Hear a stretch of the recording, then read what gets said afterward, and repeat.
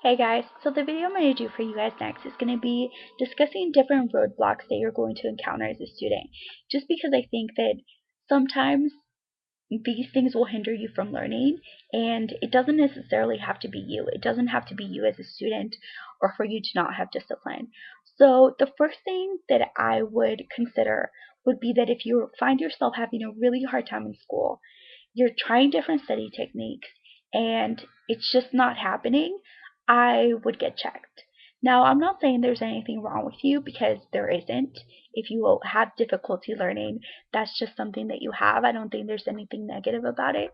But I think it's very important for you to be aware of, because how can you tailor study tips and kind of study techniques to you if you don't know what you're starting off with? Now, this works either side of the spectrum, because I have a brother who is brilliant, apparently.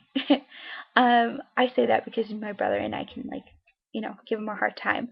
But growing up, he just wouldn't do homework and he was very disruptive and he was all of these things. And then we just found out that he was just that smart and that he just needed to be challenged in a different way. Now, on the flip side, I have a sister who genuinely had a terrible, terrible time in school. She just had a really, really hard time. It was very difficult for her to learn things, especially when it had to do with math. She was just lost, and I feel like she got lost in math because she got lost in the first place, so she never built a foundation. And then when she did, things just got harder and harder, and she had a hard time learning math anyway. So it's just one of those things that it wasn't until we became aware of how bad the issue was that she was able to address it. And now um, she was in junior college and she was like, "Oh, I finally get it. Like I finally, can do some of this stuff." And it'd been years since she'd been able to do it. So I think it's really important that you're aware of that. And I'm sure it doesn't help your self-esteem as a student for you to not be able to get things when it really isn't your fault. Some students take a little bit longer to learn. Some students take a couple more explanations. Some students just need a little bit more time. I know that personally I do use that time and I do need that time, but because I know these things about myself, I'm able to give myself a cushion so that I can learn. Because again, we're not all the same, we don't all learn the same way. So the other thing that I would consider would be stress. So how stressed are you? How stressful is your personal life, your family life, the drama, all of that stuff? Because that really affects how you learn, your ability to learn, or if you can even retain information. Because I can tell you guys that from personal experience, so fresh out of high school, I tried going to college. Um, the first semester that I went, I dropped all of my classes because I couldn't do it, and I waited until the end. The second semester that I went, I dropped all of them except one, and the one that I did take, I did terrible in. And then the third semester, I didn't even make it out of 2 weeks. Now, the reason for that is that I had like a world of things going on in my life and I was working and I just had a lot going on that my ability to learn and to be able to perform as a student was completely hindered. I'm not dumb. I don't think I am. I wasn't a bad student in high school. I wasn't anything like that. So I couldn't understand why my transition into my college life was so difficult for me.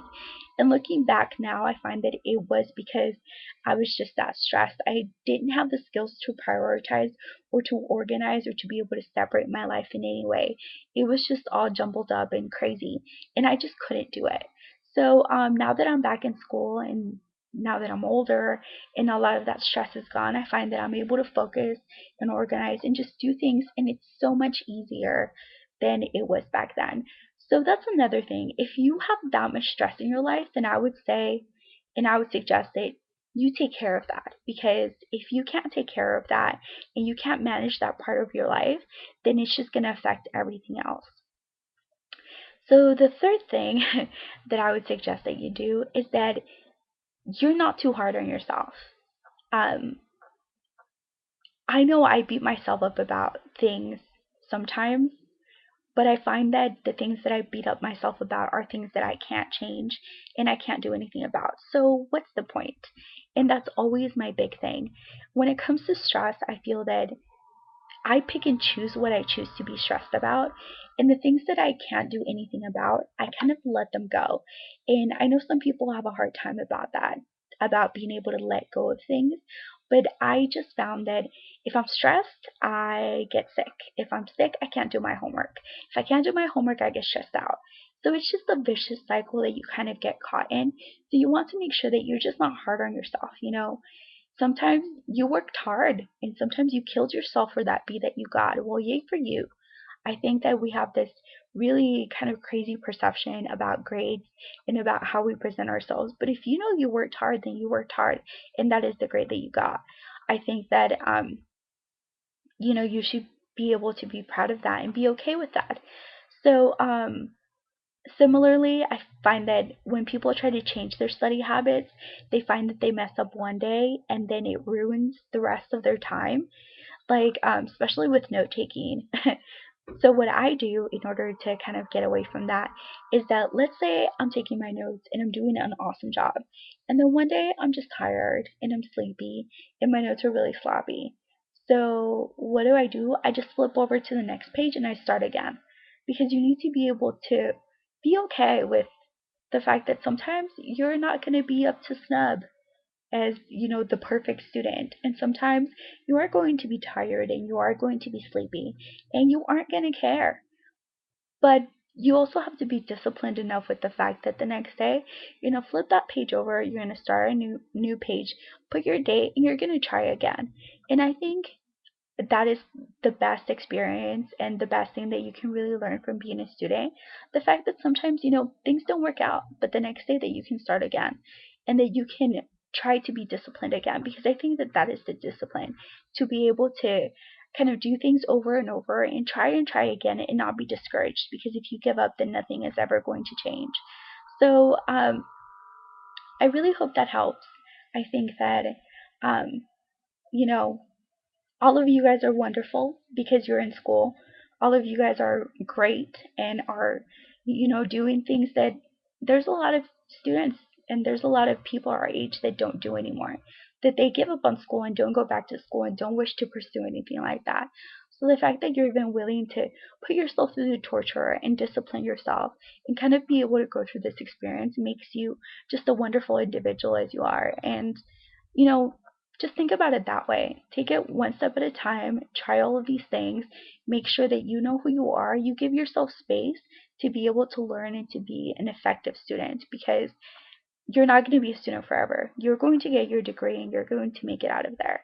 So I hope that helps, and I'm sorry if it got too motivational or anything like that. Um, but I think that's just one of the truths about being a student that no one ever really tells you. So I hope you guys have a nice day, and I will see you later. Bye.